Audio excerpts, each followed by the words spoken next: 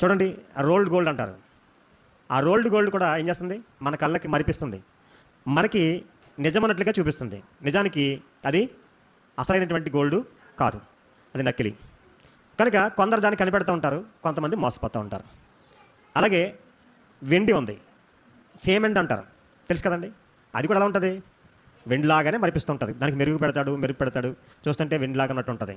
అంటే మనకి ఏది చూసినా నకిలీ ఏదో అసలు ఏదో అంటే ఒరిజినల్ ఏదో ఈరోజు ఈ కాలంలో గమనించడం చాలా కష్టమైపోతుంది. నిజంగా సేమ్ టు సేమ్ క్రైస్తవ్యంలో కూడా సత్యమేదో అసత్యమేదో గమనించడం అనేది చాలా కష్టతరంగా ఉన్నటువంటి పరిస్థితుల్లో మనం ఉన్నాం.